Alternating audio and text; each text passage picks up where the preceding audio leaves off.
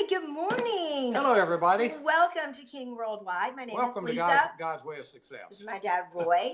And we're continuing on with the recipe or prescription for your dream. We are on part 4A.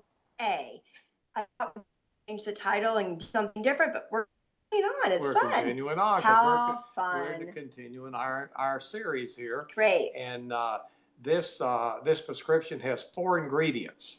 Now, previously, what we did is that we talked about, did my head go up or down? It's just funny. That's fine. We talked about number 1, which is feed on the word.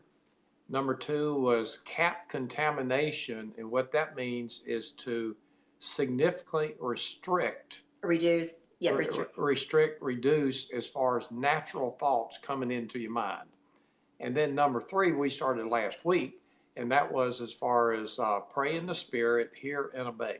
Pray in the Holy Ghost. Oh, that's interesting. That was what the Lord had me do. Hear his voice and respond in obedience. Be obedient and hear and obey.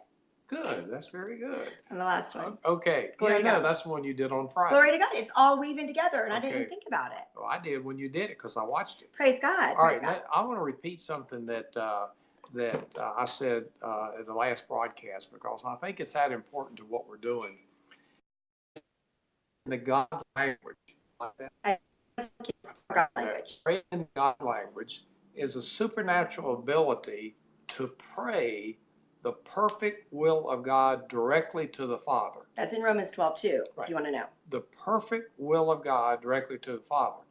Now, nobody knows what's being spoken. Satan doesn't know. His demonic spirits doesn't know. Our human mind doesn't know. Our human reasoning doesn't know. So therefore, there's no blockage. So unless we say it with our mouth. So it kind of makes sense to me that if we can speak the perfect will of God, that would be a good thing to do. Why do you think Paul said that? That's all he does. He did more than everybody else. Did more than everybody else combined. Cha-ching. So how do we become comfortable praying in the Spirit? This is a good topic. And, it's a tough one for most people. Well, it's a tough one for me. In the past. Initially, I felt uncomfortable. I felt awkward. I felt clumsy. Talking about it or praying in the Spirit? Just doing it. Got it. And what I did, I continued to here are some of the things that I went through is that when I started praying in the Spirit, and that was as far as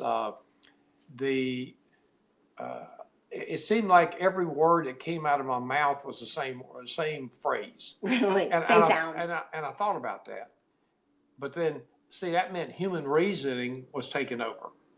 It seemed like that I couldn't speak more than a short phrase. In other words, I heard people talk about they pray in the Spirit in an hour. You know, and at the beginning, I had a hard time praying in the Spirit for 30 seconds. Well, because you didn't want to hear the same blah. Like, let's take a baby. Right. The baby goes, ba, ba, ba, ba, ba, ba. It's the same difference. Yeah. So as a result, at the very beginning, I was sporadic with it. I didn't do it consistently every day. I did it one day, take off 2 or 3 days, whatever. But here's what I did because I learned this from sports is that I practiced it. Is that I just got steady in practicing it and doing it every day, even though it was awkward, just like in sports when I would wait for basketball season, the first several days, week, it was awkward there. I mean, I hurt, because of muscles. So as a result, I took from that and I just kept on practicing. And then here's what I started to do was abide. Now, what do you mean abide?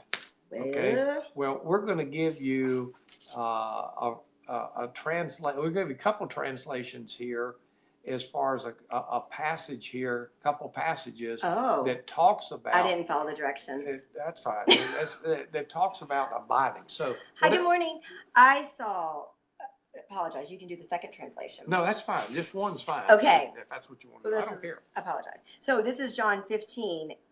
You 5, 6, can and 7. tell we're real organized. But it's more fun this way. I know. And the Amplified. Okay, so this is the best. So it starts. Amplified. That's good. Yeah, Amplified, and it's 5. So Jesus is saying, correct? Remain in me, my. Okay, Jesus is saying, I am the vine.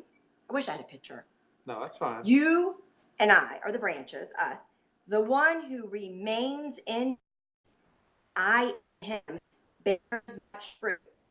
For otherwise, apart from me, Jesus says, that is, cut off from vital union with me, you can do nothing. Now, understand that. Without abiding, you can do nothing. You can do nothing. Jesus said that. If anyone does not remain in me, Jesus said, he is thrown out like a broken off branch and withers and dies. So you see, Jesus doesn't throw us out. We actually throw ourselves out because we're not doing what he told us to do. We're not abiding. Correct. And it withers and dies. And they gather such branches and throw them into the fire, and they are burned. Jesus finally says in 7, if you remain in me and my words remain in you. That's abide now. Abiding. Oh, I like it that you're interject. This is good. This is real good. That is, if we are vitally united and Jesus' message lives in our heart, we then can ask whatever we wish and it'll be done for you. The thing is, this doesn't mean ask whatever you wish. This means if you remain in me and Jesus' words remain in us, we'll be and thinking exactly what he's telling us. That's why things happen. Right. Glory to God. That's good. Now, abiding is, as Lisa said, is dwelling in.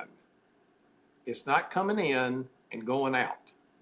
It's not fellowshipping today and taking 2 or 3 days off and going on leave of absence as far as doing it. Not right now. Thank you. So it's been in constant union, connected. And I'm gonna give you an example that happened many years ago that will paint a good word picture for it. All right. But constant union, and so as a result, dreams are fulfilled and good fruit is produced only in abiding. Yes.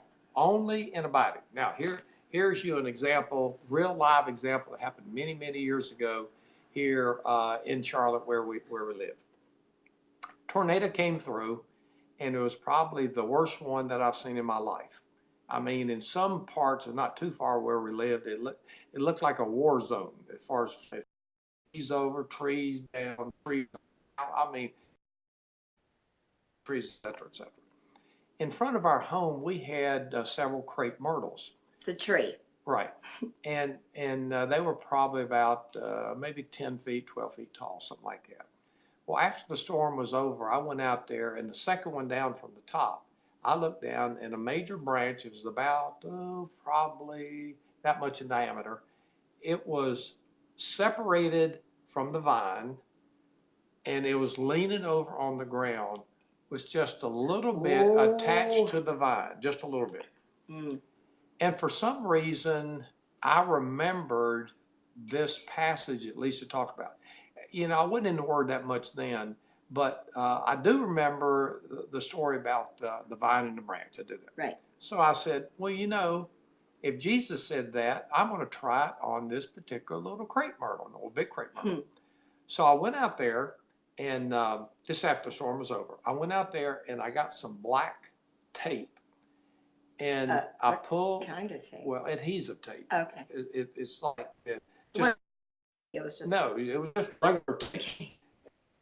And so I pulled the branch up, I connected it to the vine. Nice. And I wrapped the black tape around it so that it would stay there in constant union with the vine. Good, Dad. And I did that, and I put it on securely and all. This is just a natural example. We weren't praying over anything at that point. Not at all. It's just what took place. And so I did it like that, and then I checked it periodically. But then I think it's probably about a month or so, good. I went and cut the black tape off. I peeled it off a little bit. Of course, I had a little doubt, unfortunately. I peeled it off a little bit, and then I cut the tape off, and it was reunited and connected with the vine of the crepe myrtle. That is the best. I will never forget that. When I was going over outline this a couple of days ago, that is the best. Came, boom, just the Holy Spirit popped that in my mind and said, there's a good word picture, so use it. So that's really good. So why is it necessary to abide? Because when we abide, what I call the heartbeat of spiritual life. When we abide, we're being obedient. Now, what happens when we're obedient? Hey, let's give you a passage here, and it's 1 John 2:27. Do you have that one? Yes, I actually do. Praise the Lord for that. That's good. All right, let's read that, and then that'll amplify as far as what we're saying. So as for you, the anointing, the special gift, the preparation, which you received from him, Holy Spirit, the Lord Jesus, remains permanently in you, and you have no need for anyone to teach you. But just as his anointing teaches you, giving you insight through the presence of the Holy Spirit about all things, and is true and is not a lie, and just as his anointing has taught you, you must remain in him, being rooted in him, knit to him. Just like the crepe myrtle. Yes.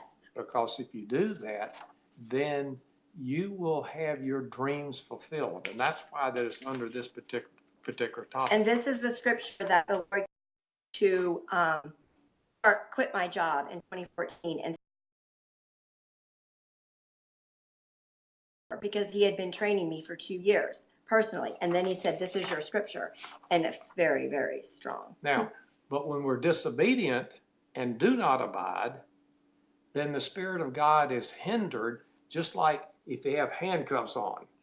The Spirit of God is hindered and not able to, he's hindered in accomplishing what he has been sent out to do for us. Because it's already been done. We put a block up. Yeah, we're the one that handcuffed it taking place. The more we lean on him and not our own understanding, the more he is able to guide us in God's way of success. So Proverbs 3, 5, and 6. One of my favorite. Trust in, because this is one of the major hurdles I had to overcome in the past. Trust in the Lord with all thy heart.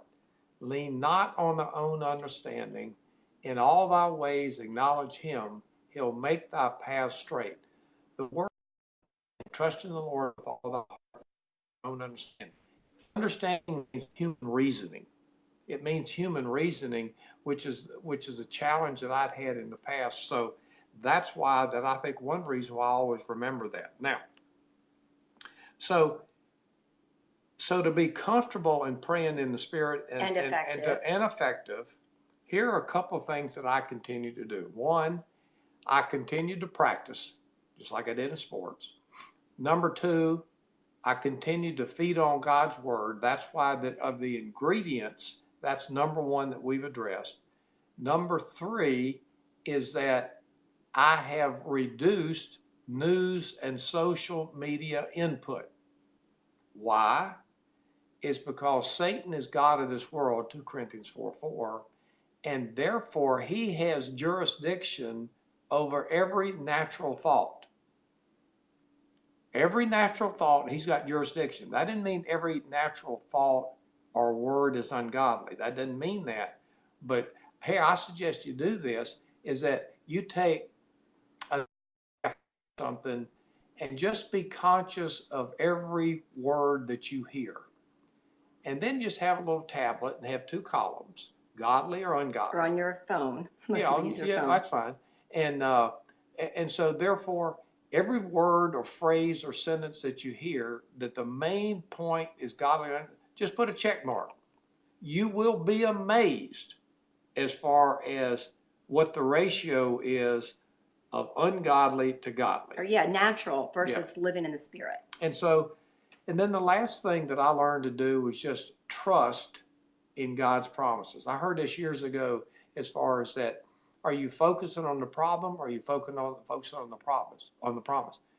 And it's very natural to focus on the problem, and it's natural, so you know who's how we were trained. Who's got jurisdiction. Right. That's why it's taking place that way. But you feed on the word enough, is that when that problem surfaces, then if you have enough word in you, if you abide and enough, you retrained yourself, therefore that word, God's word, will pop up, and you'll be able to speak it, which is where the power is, And in time, you'll get the manifestation over that problem. And it is a process, and it is a thought by thought Yeah. situation, capturing every thought, filtering it, bring it to the obedience of Christ. And even when the Lord taught me that, yeah, you can do your checklist, but if you want to go even further, you can hear what they're saying. You don't correct people No. unless you're having a conversation, spiritual conversation. But the Lord had me do this during the job for 2 years, and I got into the habit. I would hear things all the time, and I was feeding so much on the word. I'm like, dude, this is like a buzzer went off in my head. Yeah. I wouldn't correct them, and I wouldn't No. make a face. I'd Right. force myself to always smile. So if something goes on, no one knows. And then the Lord teaches me what I should have said, what Right. could have been said better. And it's just practice, and I like that challenge. Right. And the last thing you said, you focus on the promise. The promise is God's perfect will. Sure. That's why we pray in the Spirit. At first, it's like, well, I want to get His perfect will. But then it becomes fun, and you're in love with God, and it's just a blessing. That's all I do now. Good day. I love y'all. Bye.